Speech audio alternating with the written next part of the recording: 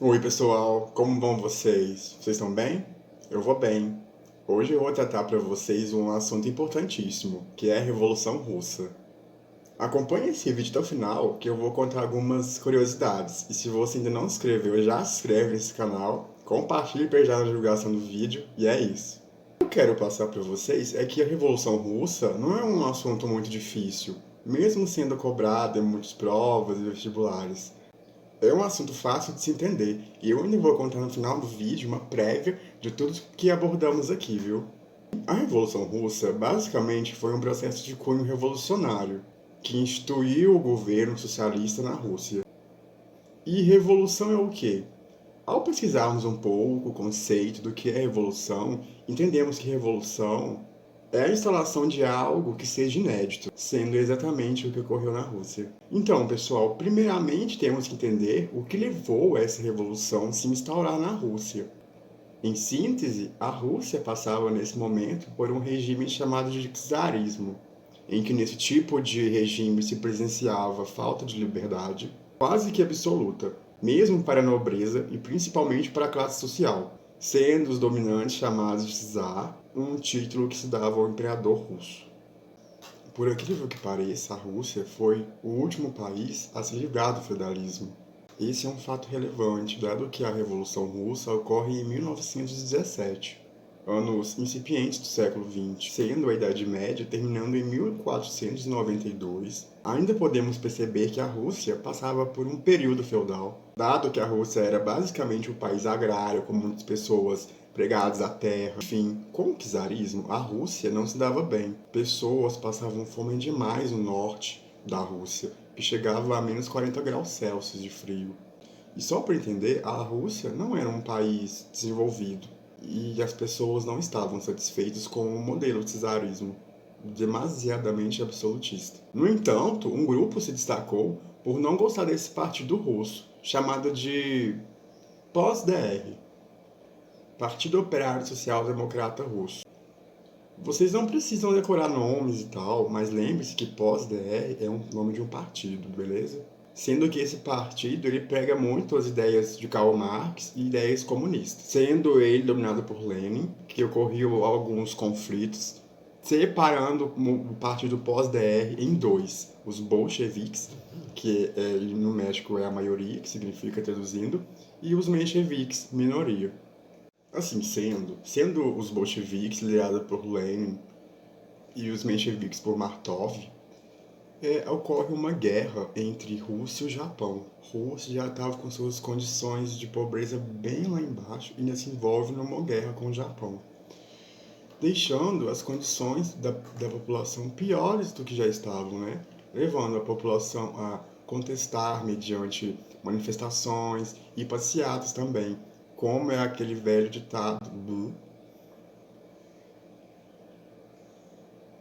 levando pessoas a se manifestarem em passeatas, pedindo melhoras, né, no que diz respeito ao atendimento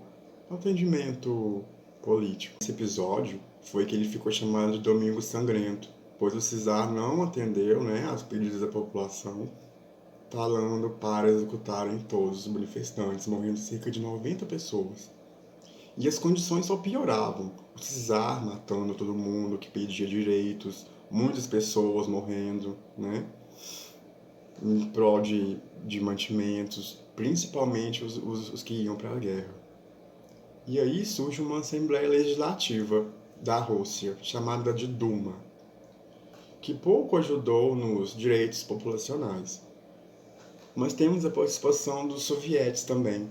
Eles são organizações não sindicais, são trabalhadores que se unem para melhorias, e esses sovietes acabaram se tornando importantes demais, dado que depois da Revolução, quando a Rússia se unificou, o que ela chamou União Soviética, desses sovietes.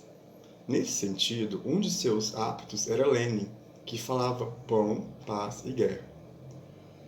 Enfim, no dia 27 de outubro, Lenin invade o Palácio de Inverno, concretizando a Revolução Russa. E então, lembre-se, né, da Revolução Russa. O dia que Lenin invade o palácio, tendo no poder os bolcheviques, né, iniciado por Lenin. Esse foi um bom governo, ajudou na alimentação, tirou a Rússia da Primeira Guerra Mundial. No entanto, mediante o Tratado Brest-Litovsk, que tira a Rússia da guerra, mas dá vários territórios ao Japão, como tratado. E não foi só isso, temos o surgimento também de um grupo que não aprovava os bolcheviques, chamado de Exército Branco. E claro, surge o exército contraproducente ao Exército Branco, chamado Exército Vermelho, formado por Lenin em governo, iniciando uma guerra civil muito violenta, pois se a Rússia já estava ruim, Lenin chega, melhora um pouquinho, e agora na guerra civil tem-se um regime dificílimo, levando Lenin a decretar o comunismo de guerra, que era basicamente elevar ainda mais a inflação russa, tendo como principal medida estatizar toda a economia. Com isso, as pessoas não podiam vender mais seus produtos, suas produções, estatizando toda a economia. Além disso, devemos lembrar também que, devido a toda essa carência de população, muitos morriam na guerra devido à falta de quê? Subsídios, né?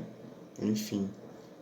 Mas a guerra foi vencida por Lenin, ganhando assim um país todo quebrado, todo desfragmentado. E o que o governo fazia?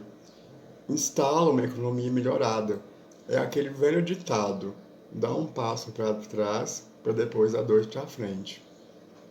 Assim faz-se a NEP, uma nova política econômica, voltando do capitalismo para eles se estruturarem o comércio, pararem de tomar a produção dos agricultores, pararem de abolir a propriedade privada. Mas ao mesmo tempo, as indústrias ainda ficam todas com a administração do Estado, surgindo por fim a União Soviética. Então, pessoal, basicamente o que aqui trago é um resumo sobre a Revolução Russa, os principais acontecimentos, tendo ela ocorrido em 1917 e permeada por vários conflitos também, derrubando a monarquia russa, levando o partido bolchevique ao poder, Lenin. Recém-industrializada, né, a Rússia, sofreu um pouco a Primeira Guerra Mundial. A Rússia tinha um grande massa de operários e camponeses trabalhando muito e ganhando pouco. Enfim,